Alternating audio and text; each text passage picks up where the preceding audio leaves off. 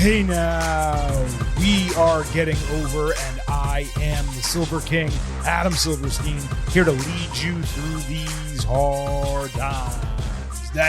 With your 2025 WWE Survivor Series WarGames instant analysis. That's right, Getting Over is back once again, and the Silver King is here just minutes after WWE Survivor Series WarGames went off the air to break down everything that happened on WWE's final main roster premium live event of 2025. We have an absolute ton to get to on tonight's show. So quickly off the top, how about you give us a little thanks, especially coming out of Thanksgiving, for doing these instant analysis episodes immediately after these shows end. And please remember, it's all about Defy. So head over to Apple Podcasts and Spotify, leave a 5-star rating on Apple. Take a little extra time.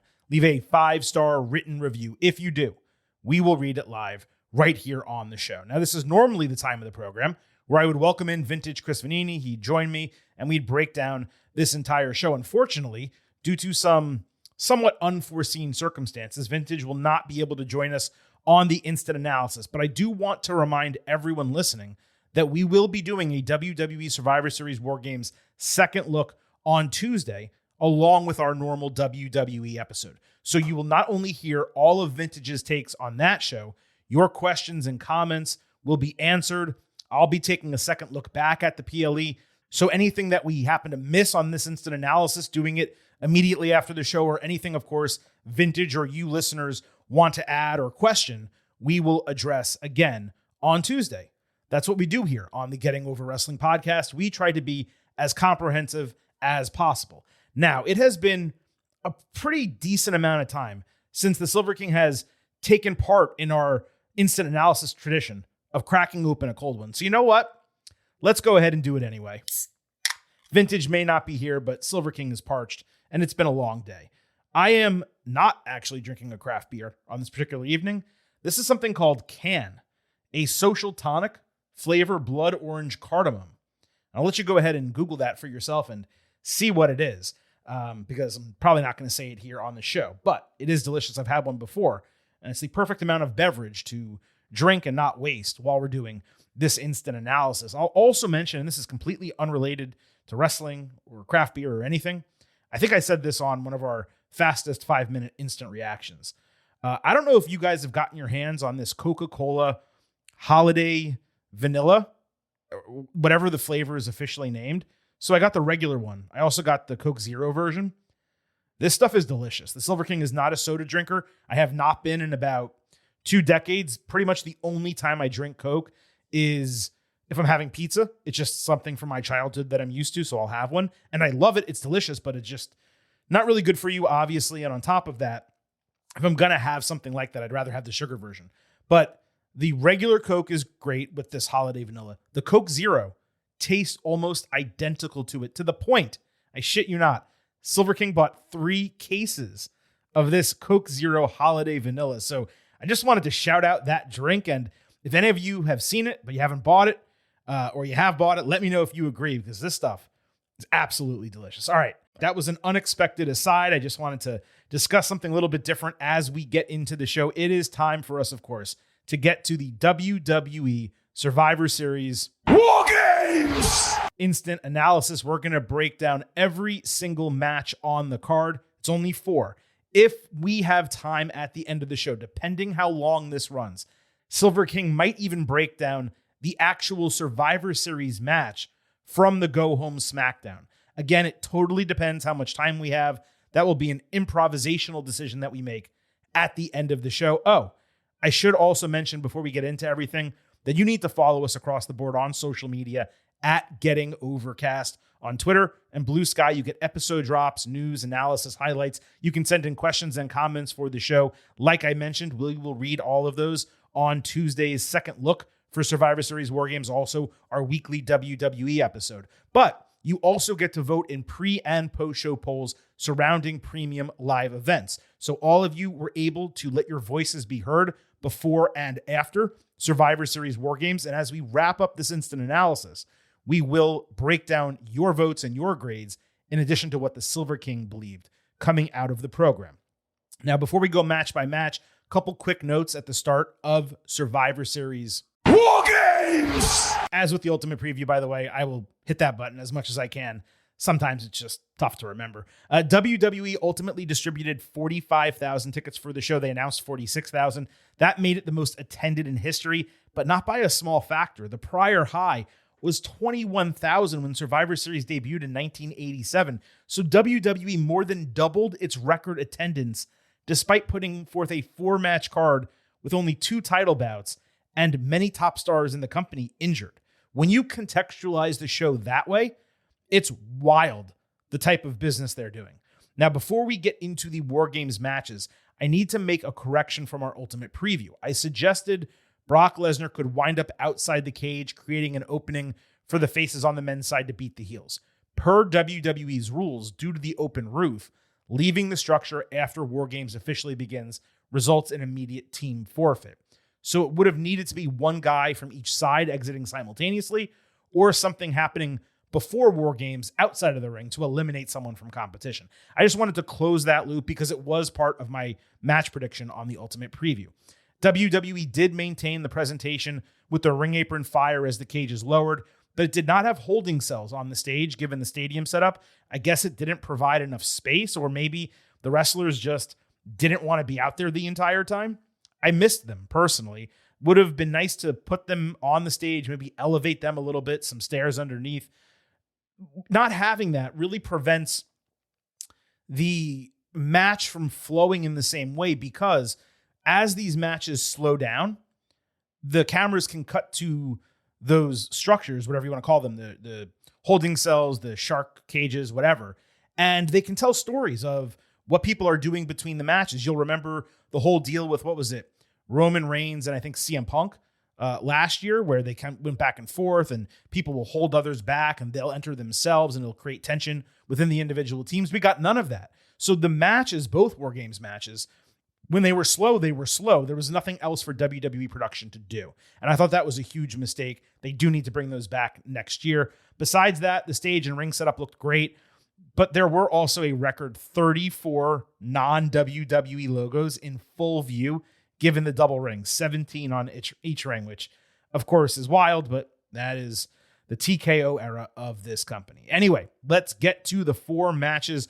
on the card, possibly a 5th breakdown of Survivor Series itself, if we have time at the end of the show. First, we have men's WarGames! Cody Rhodes, CM Punk, Roman Reigns, and the Usos against The Vision, Logan Paul, Drew McIntyre, and Brock Lesnar, with the heels holding the advantage in the match. This main evented, of course, and I'm not sure I have the adjectives to describe the noise level of the pop when Punk's music hit first. It was like the entire stadium crashed out simultaneously. Holy cow. Braun Breaker joined him. Entrance was fire. He looked great. Big spotlight for him going one-on-one with Punk to open the main event of a Big 4 PLE. McIntyre was next out, rekindling the feud with Punk inside a cage with an immediate claymore and eye gouges before raking his forehead against the chain link. Huge missed opportunity, I thought, for Drew to grab a red toolbox and bring it into the ring. People would have gone crazy if he had done that. Drew held the cage door closed as Cody entered, so Rhodes started off the match by leaping off the top with a massive crossbody. Great spot. Might have actually been the spot of the entire match, and it happened 5 minutes in. It would have been even more unique if it didn't already happen in the women's match. They didn't do the crossbody from the top, but someone held the door closed and the other person climbed the cage. So we just saw it at the open of the show. Anyway, Cody is wrecking shop in the ring when Punk gets behind him. Rhodes thinks he's a heel and accidentally elbows Punk in the face. They got intense with one another over that, but teamed up for a heart attack on McIntyre and Doomsday Device on Breaker, who flipped over but landed straight on his head and neck, to the point the entire stadium just gasped, and it took all the air out of the match. He was somehow able to continue. Incredibly lucky, because that was scary as shit. Punk was bleeding at this point, couldn't tell whether he bladed or used a capsule. Either way, the color didn't last. It was only effective for a few minutes, which makes me think it was somehow a capsule. Logan brought in some chairs before battling Cody atop the structure, but it didn't result in much. Jimmy brought a table in the ring, hitting Uso in the wind upon entering, only to eat a blindside claymore. Breakker landed a run-up Frankensteiner on Rhodes as Bronson Reed entered with the heels already in control. Immediate tsunamis on Punk, Jimmy, and Cody in succession before using himself as a weapon to squash the guys into the chain link. Cody got color as well. It lasted a little bit longer. Jay was out next, going on one of his better runs of late, I would say. The Usos laid everyone out, hit a perfect 1D on Logan before calling for an encore yeet since he didn't get to do it in the first place. He literally climbed to the top of the structure during what is supposed to be a blood feud WarGames match to yeet, and actually he starts humping one of the wires that's hanging down almost like a post holding the cage.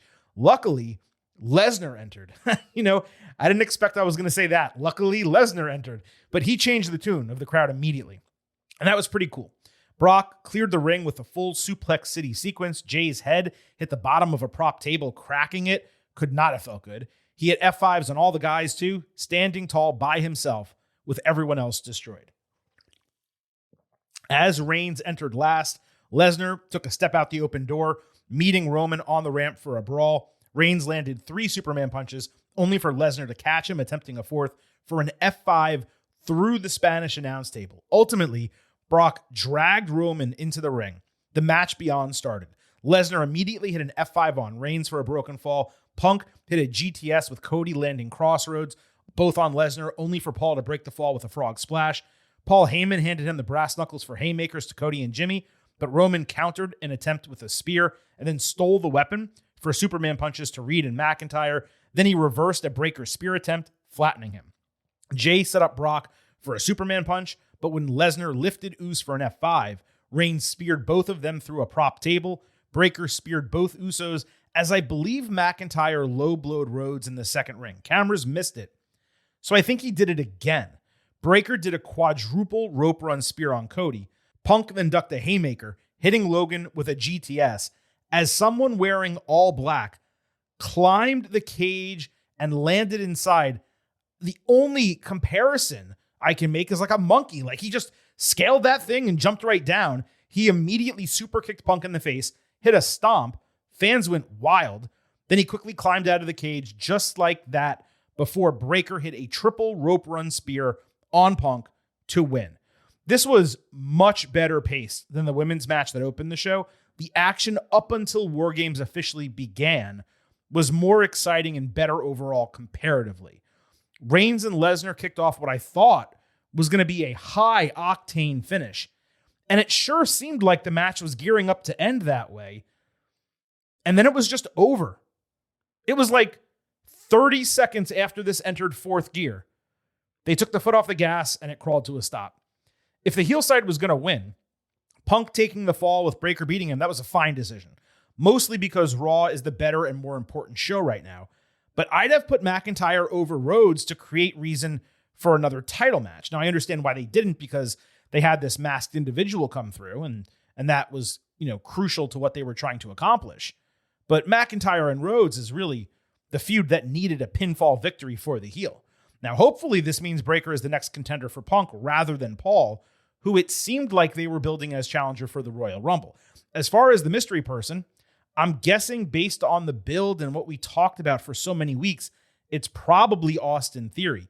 The athleticism to quickly climb in and out like that was crazy. The only other name that I have for that spot doesn't work for WWE. That would be Buddy Matthews, the former Buddy Murphy, who does the stomp and moves that quickly.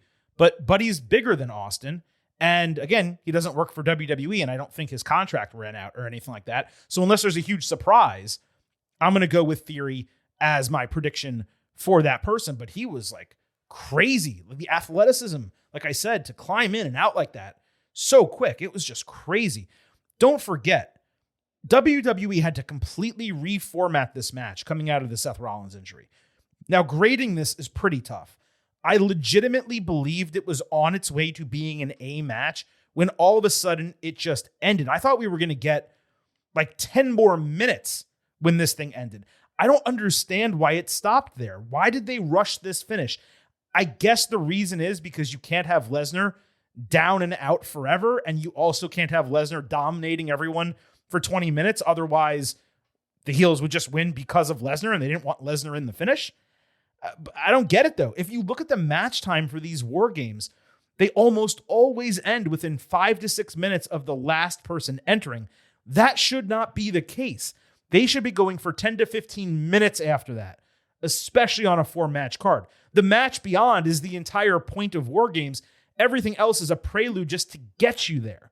This is not the Royal Rumble, where, and by the way, the Royal Rumble, when the 30th person enters, generally that match goes on for another 10 or 15 minutes. But this isn't the Royal Rumble where you can have eliminations all the time. Vintage talked about this on either the Ultimate Preview or our WWE show 2 weeks ago. If you're going to change the WarGames formatting, where people can get eliminated here and there, then when the last person enters, if there's only a couple people remaining, sure, you might be able to end it in 5 or 6 minutes. But in reality, with 10 people in the ring, that should make falls less possible, not more possible. It should take a lot more to get to a point where everyone's laid out and 2 people can factor into the finish, or, one side has such an advantage that they all factor into the finish. So, I'm just mixed here. Like, I've seen people tearing this apart because of the abrupt finish, and I agree that the finish sucked. There's no question about that. I don't think it changes the fact that there were some great sequences in this match. Cody off the top, Brock and Roman ringside, Reed with all the tsunamis, the Usos spot together was great. I mean, there was a lot of real positive stuff here, but in totality, no, this was nowhere near an A match. I don't think, though, it was a C match or anything like that. I think it was really good, but not great. So I'm at 3.75 stars B+. In the end, as we said coming in, once the bell rang, it didn't feel like the result mattered. There were no stakes, nothing really on the line. It wasn't a blood feud. And the finish was a tease that they're going to reveal presumably Monday night on Raw. I'm not against that, but it should be super impactful if you're going to end what they literally called an all-star WarGames match with a masked person running in. Like I said earlier, this badly needed 5 more minutes. It would have probably been amazing if it had 10 more minutes. And as I'll probably repeat again in a moment when we talk about the women, this just goes to show again, the WarGames concept should be used sparingly, not annually. And if it is annual, it should absolutely not be 2 matches. You need to create a singular storyline each year that makes this stipulation appropriate, instead of just throwing 20 people on your roster into 2 of these matches because it's on the calendar. Paul Levesque actively took Hell in a Cell off the WWE calendar because he said he didn't want to book 2 matches. He wanted appropriate matches when the booking called for them. You can't do that and say that and then put 2 WarGames matches on every single year. It's different from the Royal Rumble and Elimination Chamber and Money in the Bank. Those is it too much to have 2 of those every year? In many cases it is, but it makes sense. Okay, you're doing number 1 contenderships and you're doing the briefcases. You're doing them for the men and for the women. In this case, you don't have feuds that necessitate this structure and what should be 2 intense matches. The problem with this WarGames, this Survivor Series WarGames, is neither of them were that intense because the storylines didn't call for it. After the bell here, Reigns lifted Punk and dapped him up. He went to do the same for Cody, but Rhodes stood on his own, got in Roman's face. Reigns said, "I'll remember that," and continued staring him down while crossing the threshold between the rings. I believe Roman then said, "That's the last time we'll ever team. Just know that." And Cody just thinks that okay. So this is clearly building for something major, possibly at WrestleMania. As we speculated coming out of 41, it sure seemed like WWE was going to build Reigns Rollins finally as the Night 2 main event. With Seth out, or at least not definitely coming back, plans need to change. So Reigns Punk, I figured, might replace that. The other side of the 41 storyline, even though they're both babyfaces. This indicated we might be getting the Reigns Rhodes rubber match, which I don't necessarily hate given the circumstances, but it is the least interesting out of many possible options. It also concerns me greatly as it pertains to McIntyre still going after the WWE Championship if Reigns is potentially waiting in the wings. Now, if they flip the title to Drew and they do Cody and Roman as a non-title match, cool. But every time in history we've talked about WWE doing that, they never do. They never come through. It's always with the title on the line. But if they were willing to, I promise the match would be just as strong having Reigns and Rhodes one-on-one in a rubber match just to settle their beef, even without the WWE Championship up for grabs. You could, if you did that, you could go McIntyre, Sami Zayn, and then Punk against anyone, maybe Breakker as a placeholder for Rollins just in case he's able to recover. If you have those three men's matches, those are massive. And I do believe WWE, they should be concerned with what running Cody and Roman back would mean for fan interest, A, and Cody's face alignment, B. Particularly considering the reaction Rhodes got last year in Las Vegas. Now, that was against John Cena, but they were both, or Cody, I should say, was a babyface going into that match, and I know it was Cena's last WrestleMania, but Cody got booed, and it continued on to Raw, and it really wasn't good, and Roman Reigns is super over as a babyface. So I don't think you're going to turn Reigns heel, and I don't think you're going to actively turn Rhodes heel. So guess who might get booed when that match happens? It's not going to be Roman.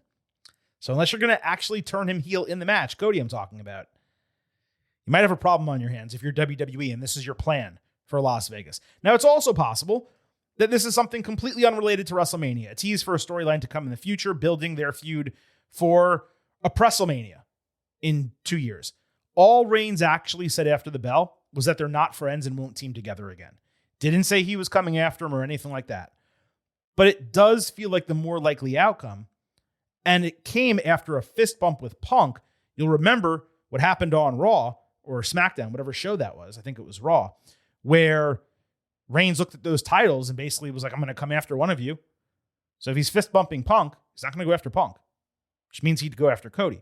But again, let me reiterate, in order for that to work, because of what WWE does with Royal Rumble and Elimination Chamber always being a number one contendership, which it should not be. I've said this many times. Elimination Chamber, you want to do one number one contendership, cool. Make the other a title match, okay? Doing two number one contendership pay-per-views after each other just does not work. It was problematic last year, problematic the year before, and it might be problematic again this year if they try to run that back. But if Reigns is going to challenge Rhodes or either of these guys for the title, and you are only doing number one contenderships, that means he needs to either win the Royal Rumble or win Elimination Chamber, and that's not positive. You want younger or at least newer main eventers to win those matches, people that you can platform.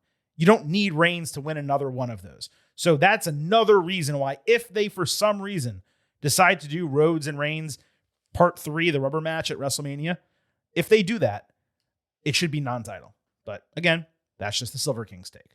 Now, I hope all of you did get the opportunity to enjoy WWE Survivor Series WarGames, but you probably, if you're in the United States, watched it on ESPN. Well, the Silver King didn't. I got to watch far less advertising than all of you. Why? Because I utilized NordVPN. Whether it's Raw, SmackDown, and NXT, or premium live events on Netflix, I am all in with NordVPN. It's easy to set up. It's a drastically better viewing experience. You get high quality streams and commercial-free shows for all the TV products. All you have to do is sign up at nordvpn.com/gettingover, open the app, quick connect to another country like Canada, open Netflix and watch the show. That's going to be crucial for WWE premium live events going forward, as it was for this particular show on Saturday night. And by the way, if you're still a Comcast or YouTube TV customer, you don't even get ESPN Unlimited yet. Even more reason to use NordVPN. It also allows you to get around online censorship or surveillance, protect your private data when web browsing, and avoid online threats. Plus, one NordVPN account can be used on 10 different devices. To get the best discount from NordVPN, go to nordvpn.com/gettingover. Our link is going to give you 4 extra free months off the 2-year plan, and there's no risk. Nord has a 30-day money-back guarantee. So improve your WWE viewing, save money, browse safer online, and get the best discount for the best VPN at nordvpn.com/gettingover. And we love having NordVPN as the official singular sponsor of your boys right here on the Getting Over Wrestling podcast. Plenty more to cover here, so let's immediately move to women's WarGames! Io Sky, Rhea Ripley, Alexa Bliss, Charlotte Flair, and AJ Lee against the Kabuki Warriors, Nia Jax, Lash Legend, and Becky Lynch. And the faces had the advantage in this match. That was won on SmackDown when Charlotte Flair beat Asuka. Charlotte Flair beat Asuka. So the face team commiserated backstage, gassing Flair up for her match. AJ acted a bit strange. Becky then rallied the heels, saying that she's the leader because she's undefeated in WarGames. Nia then gassed up Asuka, who bragged that she injured Charlotte for a year last time they fought. Those are facts. They were both okay. The heels were more entertaining by comparison. Charlotte hit her dumb cartwheel lariat, followed by a moonsault, traded German suplexes. Then Flair powered out of a triangle choke with a lifting powerbomb. Asuka got thrown over the barricade, but when she emerged, Charlotte ducked missed, which nailed the timekeeper. Flair capitalized briefly, but got countered into an Asuka lock, flipping over for a near fall. She then landed natural selection to beat Asuka. So just to get this straight, Asuka has been built up as the big bad on Raw for months now. She's involved in a storyline where she's terrorizing the top 2 women on the brand, and you just have her lose to Flair clean. Why not save that for Io, who is the one specifically looking to conquer her? This booking was completely nonsensical. If Charlotte needed to win the advantage, why isn't Asuka sacrificing Kairi Sane here? Someone who can take the L and not be affected. The work was pretty good. I mean, considering they've struggled wrestling each other previously, it really wasn't that bad. But I gotta tell you, even though the finish was creatively executed, I was so confused by the decision to put Charlotte over Asuka. It just did not make a shred of sense to me. Anyway, Women's WarGames opened the show as expected. Charlotte and Asuka started as not expected. I understand beginning with some star power for sure. We literally just saw this match 24 hours earlier, and it was the longest uninterrupted stretch of this bout. Weird call to run that back. Io was out next with her own logoed trash can lid, which is actually pretty cool. Unfortunately, she tripped, trying a double springboard move before dominating Asuka as Lynch entered with a kendo stick. Becky and Charlotte squared off, a little bit of a callback there, before Bliss came out, hitting double natural selections with Charlotte. Kairi Sane came out to her original entrance theme. Thank you! And I saw some people say that came back in October. I thought they gave her a different pirate theme and then just recently brought this one back. So if it was back previously, I missed it. My bad. Back now, love it. Good job. She had a strange green chain that may not have even been metal. I think it might have just been plastic. She used it extensively, including for a standing insane elbow into Flair. Then she murked Sky with a trash can lid to the midsection before Lynch tied up the faces with the chain as the Warriors double shotgun dropkicked the pile. Becky tried to hold the door as AJ entered earlier than expectation. So Lee scaled the structure and dragged Lynch to the far cage for a one-on-one. As I said, the men did this and the men did it better, so they shouldn't have done it twice in as many matches. Nia was next, wearing her most, let's say, unique gear ever. She had hip attacks on Bliss and Flair into the cage before pulling Io off the chain link for a powerbomb. Ripley brought the rest of the hardware, including Io's white trash can, a bonus silver trash can, and a bag, I thought, of weapons. 2 kendo sticks were sticking out, but I thought there was more in there. She had another unique mask because she always enters this match with an injury, and she just wrecked shop. Rhea put Kairi in Prism Trap. Io wrapped her prone body in a trash can for a quadruple rope run basement dropkick. Alexa caught Nia with a nice tornado DDT before Lash got platformed as the last entrant. Kind of crazy. WWE gave her, the rookie, the spotlight, considering it was automatically going to be the worst crowd reaction because no one knew her music, and her music, by the way, is not very good. But I loved this for her. Legend destroyed Lee with a forearm, then ragdolled Bliss, releasing her headfirst into a trash can, which was not intended. She also murked Charlotte with a Uranagi before standing off with Ripley, a battle Lash actually won straight up with a huge powerbomb and a pump kick. Rhea escaped Lash extension. Nia prevented Riptide. The heels did double cage-assisted powerbombs that were clunky. Becky caught AJ with manhandle slam, only for Io to break the fall with a moonsault. Sky then got press-tossed into the other faces over and across the barrier. Sane landed insane elbow with a chain on Sky for a broken fall. Didn't do enough to show us that she had a weapon in that spot. Charlotte straight tackled Rhea, saving her from Asuka's miss, which nailed Lash in friendly fire. Then they doubled for a suplex of Nia, who ate Twisted Bliss. Rhea put AJ on her shoulders so she could hand Io her trash can, which of course she donned for a swanton bomb into every heel but Bex, who watched it all happen while catatonic, and the heels were just standing around waiting for her to jump, and it really didn't work. The baby faces really should have been behind them, shoving them into the splash zone. That's the way this should have gone. Lynch escaped the Abigail DDT, only to get pulled down by Flair off the cage for Riptide from Ripley and a Black Widow from Lee for the submission finish. Nice match. Obviously did not expect the faces to win given my prediction on the Ultimate Preview.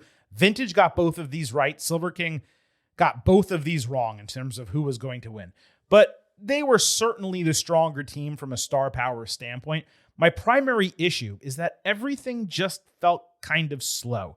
There was too much age and size in this match. It reduced the potential spectacles. We've seen Io dive off the top of the cage in a trash can before, so while the Swanton was a nice touch, it wasn't particularly unique. I just feel like they could have come up with something different for her to do, or at least more for her to do in the bout. Despite being the better built of the two matches coming in by far, it lacked stakes. The entire thing happened in the daylight. That didn't help the perception of it. Becky's antics were probably the most fun. Kyrie was the MVP for sure. No one on the face side truly stood out. And the lack of holding cells took away some of the drama because it didn't allow any of those additional stories to be told, as I said earlier. The finish was smart with Becky losing. It protected everyone else. She got karma for not only what she did in the match, but leading into it, shit-talking everyone. And AJ, by the way, was much better here than in her return match, but she didn't actually have to do that much. Certainly had no designs on blood or insane risks, but this did suffer from a lack of creativity, a lack of memorable spots, and a lack of stakes. As I just said, nothing happened inside the two cells that could not have been done in a regular no disqualification match. And if you're going to use this structure and this stipulation, that simply should not happen. So I'm going 3.5 stars B. And let's be clear about my grades on these two matches, the 3.75 for the men and the 3.5 here. Those are not really grades that we should be giving out for WarGames.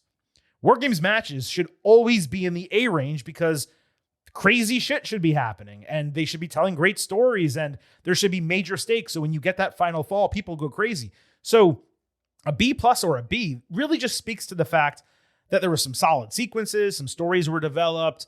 Everyone did well for the most part. There were mess ups for both the men and the women, but none of the mess ups outside of the one with Braun Breaker. And thank God he is okay after that. None of them were particularly devastating or, they didn't really kill the matches or anything like that. But, could these both have been better? Yes. Should they both have been better?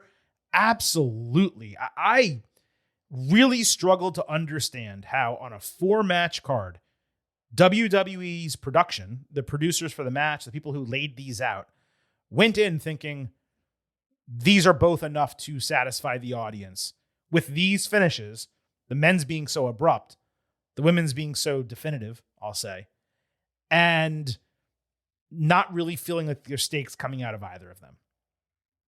So WarGames, both of them, left a lot to be desired. Let's move to the Intercontinental Championship. John Cena versus Dominic Mysterio. Spoiler alert, this one did not leave that much to be desired. This was second on the card. Dominic entered with Raquel Rodriguez and Roxanne Perez. Cool for them, I thought, to be involved just given the stakes on the platform. Cena entered like Cal Ripken Jr., shaking everyone's hand by the stage, giving Stu an extended moment. I thought that was pretty sweet. The ladies both interfered early and often as Dom landed 3 amigos. Dom tried a hurricanrana off the barricade, and while Cena caught him, his right leg slipped out a bit, and Dom landed like a powerbomb, but he immediately grabbed his left shoulder as he primarily landed on that part of the body. The replay showed as much. He immediately started shaking his head, seeming to suggest he can't go anymore. When Cena was informed, he put his hand through his hair, said, "Come on, man," and he starts pacing back and forth. As the referee called out a medic, cameras never left as this transpired. Dom just kept selling it. And then all of a sudden, the ladies were in the ring with Rodriguez landing a Tejana bomb on Cena. Perez then mocked him with "You Can't See Me" and hit him with pop rocks. Oh! Yes! I love that! You should have seen the effing smile on Silver King's face. Just as they put him on the middle rope, Mysterio respawned for a 619 and a frog splash. But the referee refused to count because he was angry that Dom faked the injury and made him look like an asshole. Dude, you got to do your job. That's bullshit. It's your own fault. You got outsmarted, man. Anyway, the ref ejected Raquel and Roxy. Cena went through 5 moves of doom. Dom countered attitude adjustment only for Cena to counter back into an STFU for a rope break. Mysterio unzipped his boot like Eddie Guerrero so Cena could pull it off, leading to a 619 and a second frog splash for a false finish. Cena caught Dom relacing his boot for an attitude adjustment false finish. Then Dom ducked as Cena accidentally shoulder tackled the referee, locking STFU back in, only for Finn Balor and JD McDonough to run down an attack. It's always so funny to me that someone as built as Balor wears the baggiest freaking clothes. I should be wearing baggy clothes, not you, dude. They both missed their high risks, getting squashed in the corner together for a double stack Super Cena AA that was executed perfectly. Dom grabbed the Intercontinental title, but Cena ducked the belt shot and hit another AA with no referee to count. As he called for a new ref, Liv Morgan returned to an absolutely massive pop. Holy cow. And let me briefly interrupt this ongoing breakdown because seeing Liv Morgan in this moment, it just needs to be done. It look good, but she's got me saying, hey now! Liv immediately ran up to Dom, who stretched his arms for a hug. Instead, she smacked him across the head, but mostly missed. Then she jumped into Cena's arms and hugged him tight, only for her eyes to suddenly get really big. She pulled off, kicked him in the balls. Dom landed a 619. Liv hit a belt shot on the rebound, and Mysterio added a frog splash for the 1-2-3 to win back the Intercontinental Championship. I knew this would be well executed, but it was so much more fun than I imagined. Involving Roxy and Raquel was such a great platform on its own. Cena bumping for them, that put it over the top. Consider how few women can say they got anything on Cena, let alone their finisher on a PLE during the penultimate match of his career. That's cool as shit, man. Consider what he did with Liv as well. He basically put over 4 people in this penultimate match, 3 of them women.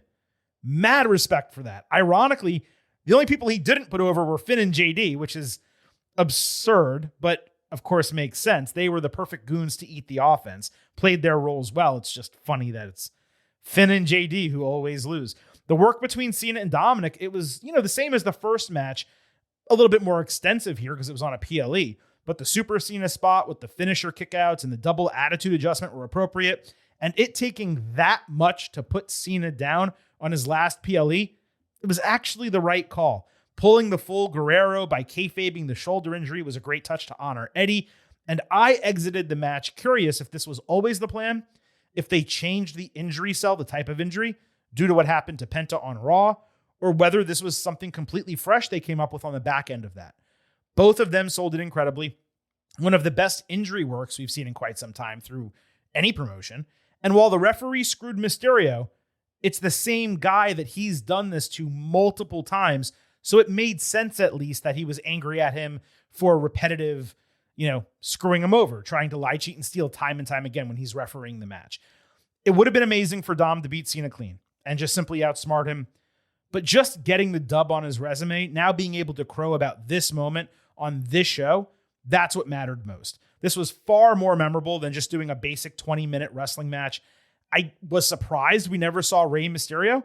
When Finn and JD came out, he could have been the one to help Cena. They could have done a bunch of moves on them together. The crowd would have gone insane. Rey was there. I saw him on the pre-show. So that was odd. I just thought that he should have been there. And Vintage and I talked about that on the Ultimate Preview. I almost forgot too before I wrap.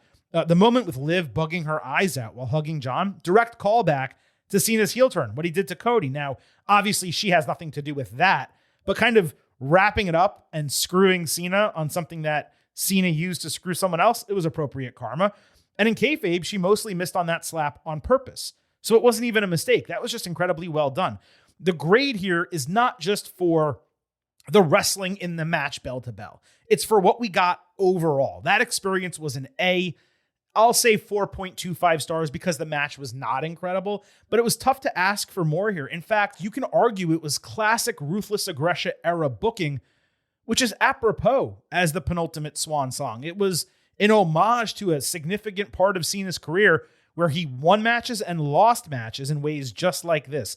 Cena, by the way, ends his career with 100 PLE victories, second most in history, behind The Undertaker at 107. This was really good business, and it was the best part of Survivor Series WarGames.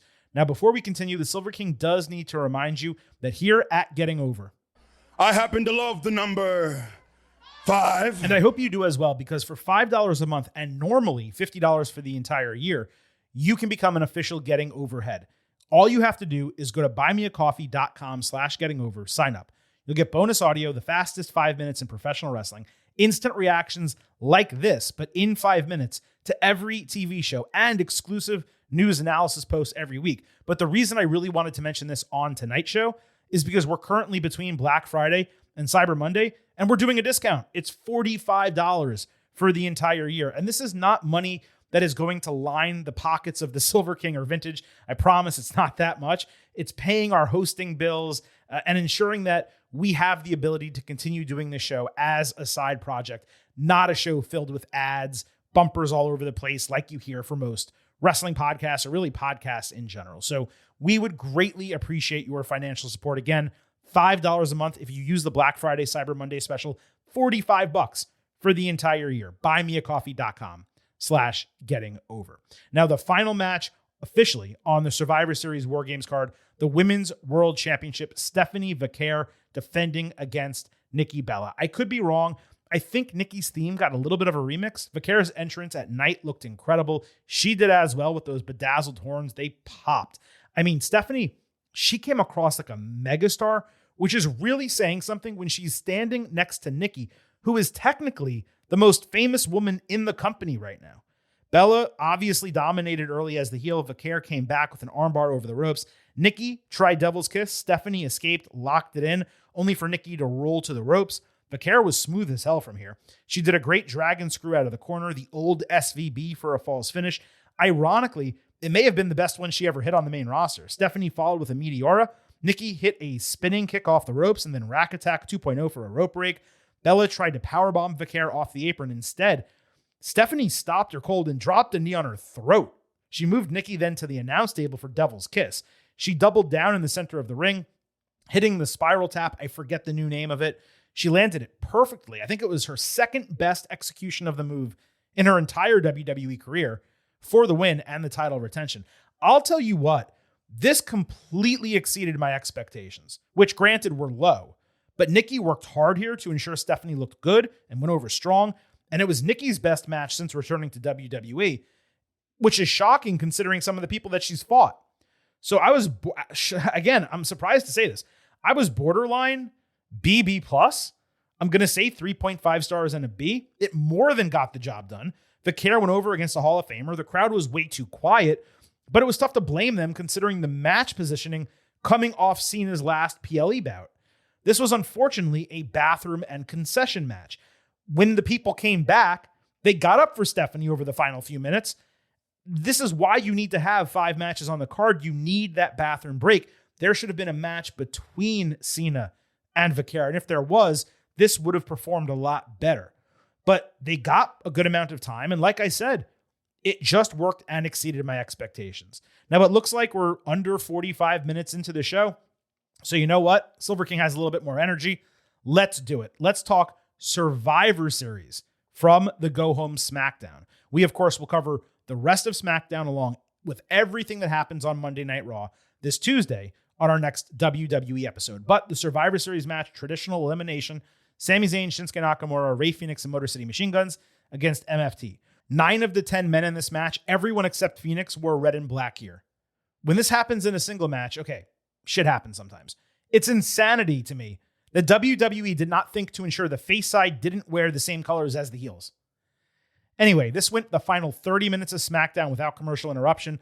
All the heels got thrown outside for a babyface tope party. Then MCMG teamed up for a high leverage jackknife cover and an elimination of JC Mateo. Somehow, Nakamura was next to be eliminated, avoiding a Samoan spike from Solo Sikoa, only to eat cutthroat from Tama Tonga. Let me just reiterate that Shinsuke was the first face and second overall person eliminated. Give me a freaking break, man. Phoenix trapped Tonga Loa in a pinning combination. Tama prevented Skull and Bones with Tala chokeslamming Alex Shelley on the ring apron. Then he caught Chris Sabin flying, pulling him off the canvas in a double choke and hitting a strong lariat. His single best move since joining WWE, by the way. That gave the heels a 3-on-2 advantage. Phoenix had the highlight of the match with a PK on Tala, then a quadruple springboard into Tama, including one flat on his back on the top rope. Legitimately a spectacular combination. He followed with a springboard frog splash into Tala and Solo ringside, but Tama caught him immediately running back into the ring with Cutthroat, putting Sami down 3-1. Zayn rebounded from some corner shots with a desperation haluva kick to eliminate Tama. Then he dodged Tala into the timekeeper's area, winning via countout. Heaven forbid, Tala Tonga gets pinned. Oh my God. Sikoa immediately picked up Zayn for consecutive spinning solos and a false finish. Solo added an Uso splash for another near fall. Sammy came back with a sunset flip powerbomb and exploder suplex, but Solo prevented haluva kick with a super kick. Zayn ducked Samoan Spike for a roll-up, but Sikoa kicked out and spiked him to emerge as the winner and the sole survivor. Look, I'm glad they did the elimination match. To me, it proved the concept can work on the main roster in 2025. And Tama Tonga was probably the MVP of this. He looked great. But I cannot sit here and make sense of the eliminations or the ultimate result. Nakamura out first. Phoenix beaten again when he needs elevation, especially now with Penta injured. Zayn losing when it seems like he's about to be thrust into the main event. I get that Sikoa is in the last time is now tournament, but just have him be the one counted out and allow Tala, who hasn't done shit, to get pinned. The idea was clearly to establish MFT ahead of another feud and protect Sammy, considering he was outnumbered 1-on-3. But this could have conversely been used to establish Sammy and start building momentum behind him, presumably for the Royal Rumble and then WrestleMania. If I was grading this for Tuesday's show, I'd probably wind up with a light good. I just had problems with the way it was executed and some of the decision making. Also, look, I hate to say this, because if you know me and you listen to this show, I would never call for anyone to lose their jobs. But I cannot see how Jeff Cobb and Hikuleo, JC Mateo, and Tala Tonga are worth keeping around in WWE. I'd say Tonga Loa too, but he has comedic appeal and he works well with his brother Tama Tonga. MFT, though, is the worst WWE faction since Retribution, and these guys have added absolutely nothing to the main roster. I don't know the solution, and if someone who week after week is on this show claiming to have all the answers, if I'm admitting that I don't know the solution, well, yeah, I don't know that WWE has it either. After this match ended, the lights went out, the Fireflies came out, and the Wyatt Six appeared on the ring apron to distract Sikoa. For the first time in what feels like months, Uncle Howdy appeared behind him live, hitting Sister Abigail to end the show. You'll remember the Six are the champions, yet they're the ones picking this fight. At least the crowd was hyped for it, and at least it's getting the tag team titles back on TV. It feels like they've been building this for 2 months. It cannot go past the end of 2025.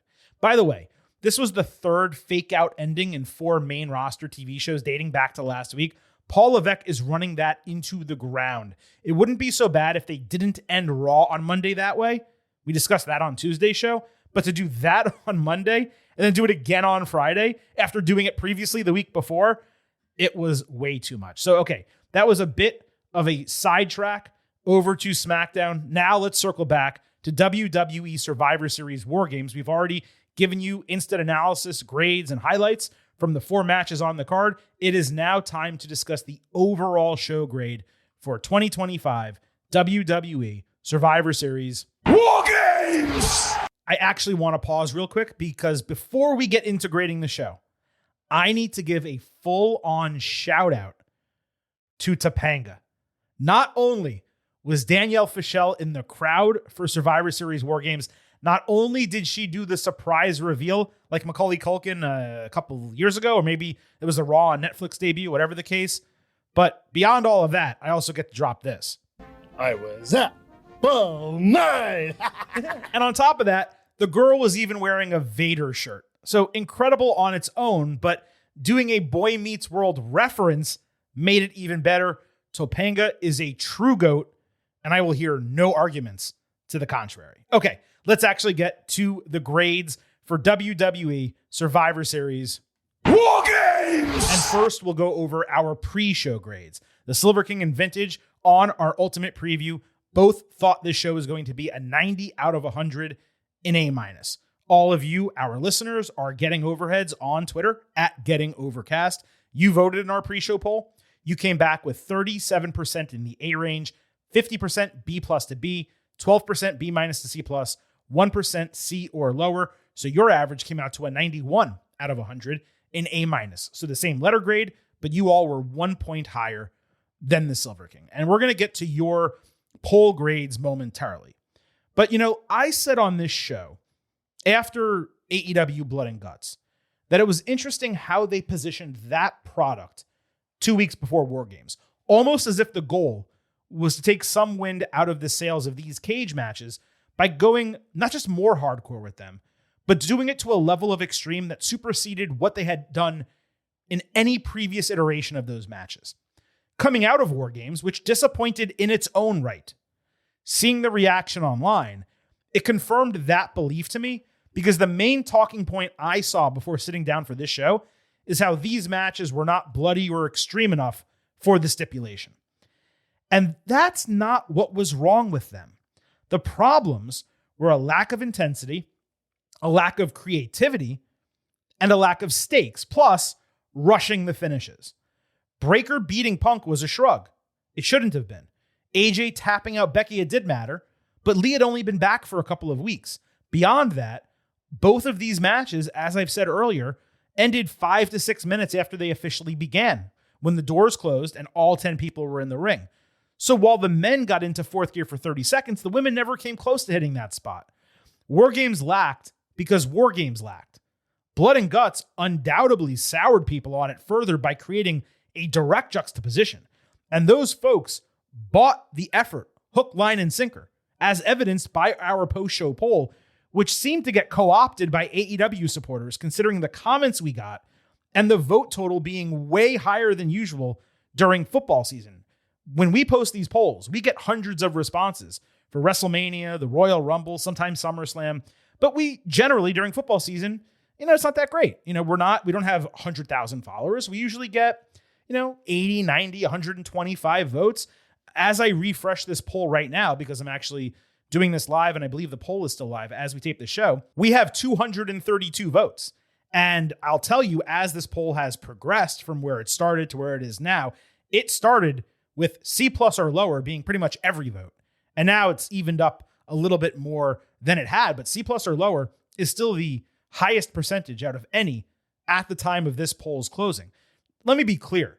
This was definitely not an A-level show, but in no way was it in the C range. A show has to be actively bad to be graded that low. And if you're going to be a D or an F show, it has to have nothing redeemable about it. So while this disappointed, it was not actively bad. The John Cena match was great. You got the Liv Morgan return. There were a bunch of stars on it. The matches themselves, WarGames, did not deliver to expectation by any means, but they weren't terrible. They progressed stories. A lot of things happened within them. There were some cool key sequences between people that have feuded in the past and are going to feud in the future. Lash Legend got put over. A lot of stuff was accomplished, not to mention Nikki Bella putting over Stephanie in a match that exceeded expectations, even though if it wasn't great, which I said. I checked Cage Match, which, as you all know, is not great for ratings of matches or shows, but it is great as an archive. I was just curious. I was like, I wonder if that's getting brigaded also. Survivor Series WarGames is rated a 3.3 there. That's the equivalent of a 1.5 in our grading system, basically a D. It would have been one of the worst WWE PLEs of all time. This was nowhere close to one of the worst WWE PLEs of all time. Certainly not considering the reaction to Cena, Liv, all the other people we mentioned, and what they did accomplish on the show, even if it wasn't as good as we thought it was going to be. So as we wrap this up, we'll go with the fan grades first, and then I'll give you the Silver Kings grades. The fans came in, our Getting Overheads on Twitter, at Getting Overcast. 12% A+ to A, which I just think is crazy. It was not that level of show. 26% A- to B+. That to me makes sense. 31% B to B-. That also makes sense. 31% C+ or lower, which I just don't feel is accurate to what the show gave us. That ultimately averages out to an 85 out of 100, a flat B. And I think that on average is a completely fair grade, even if the percentages and the way that's kind of aligned, I think is a little bit ridiculous. But an 85 out of 100, I believe, is a totally fair grade for this show. And the reason Silver King thinks that's fair is because that's the exact grade I wrote down.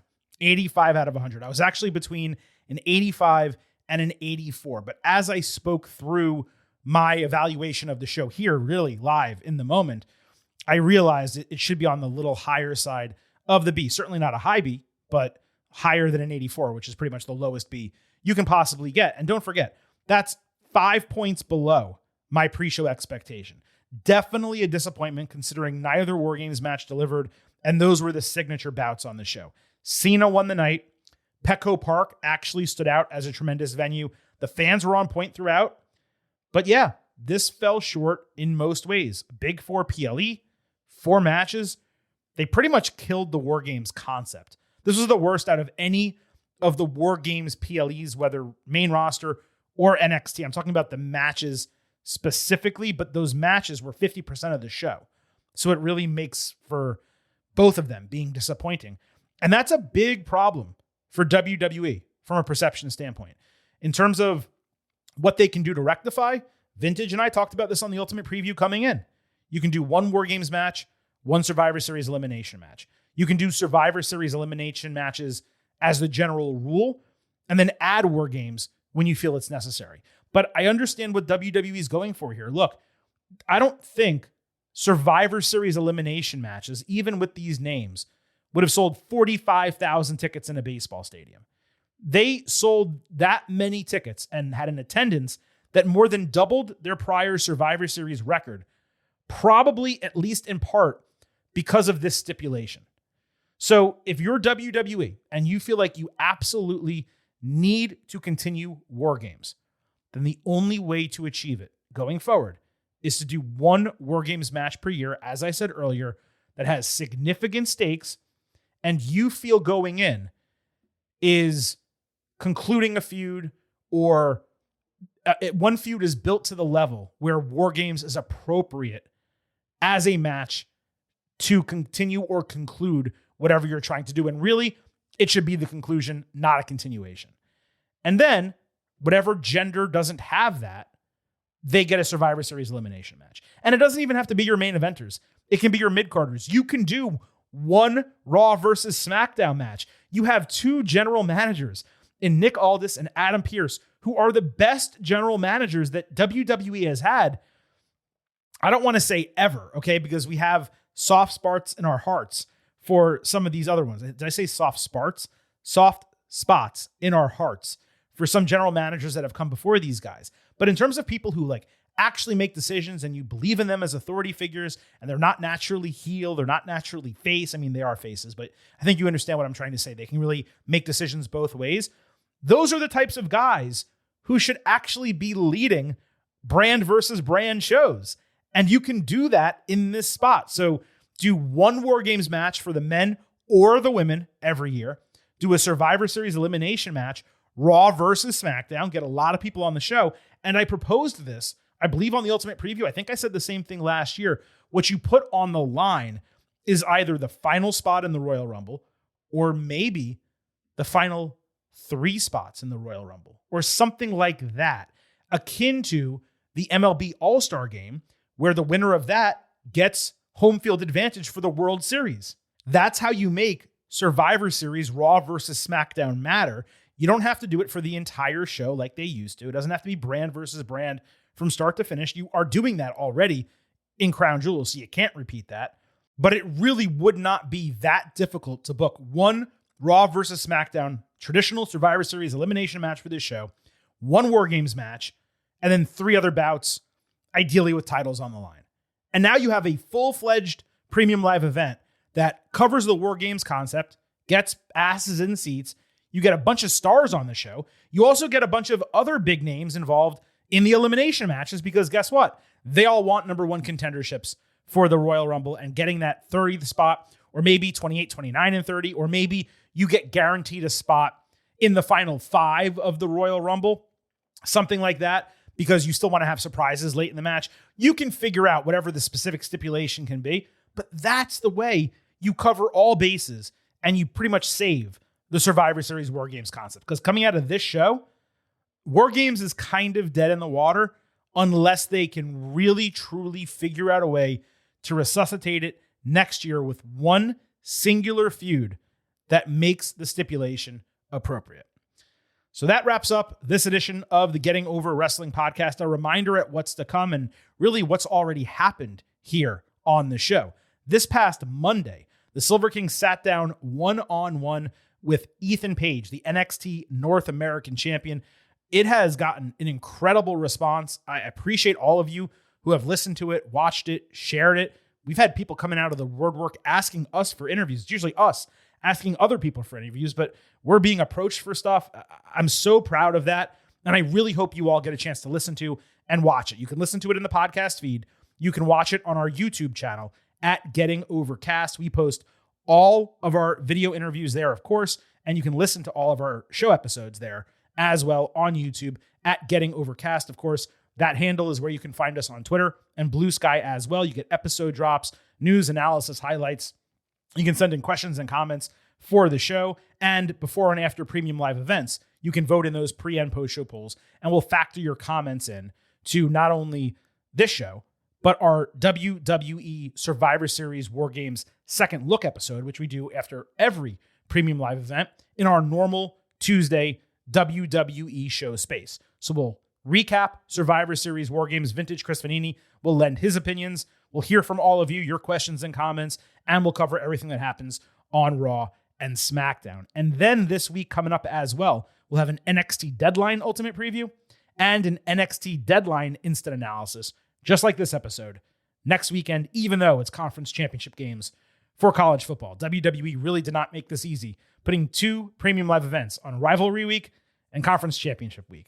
Thanks a lot, guys. Silver King really appreciates that. Anyway, on the way out of this show, let me hit you up with two additional reminders. First, that this program It's all about Defy. So head over to Apple Podcasts and Spotify. Leave a 5-star rating on Apple. Take a little extra time. Leave a 5-star written review. If you do, we will read it live right here on the show. And don't forget, I happen to love the number 5. I hope you do as well, because for $5 a month, for the next few days, $45 for the entire year with our Black Friday, Cyber Monday special, you can become an official Getting Overhead. Just visit buymeacoffee.com/gettingover. Sign up. You'll get bonus audio, the fastest 5 minutes in professional wrestling, instant reactions to every major show, just like this one, but in 5 minutes, and exclusive news analysis posts every week. Again, buymeacoffee.com/gettingover. Take advantage of the Black Friday, Cyber Monday special. Help us keep this show on the air. Thank you all so much for lending us your ear holes, enjoying this edition of the Getting Over Wrestling podcast. This is the Silver King, Adam Silverstein, signing off and leaving you with just 3 final words. Bye for now.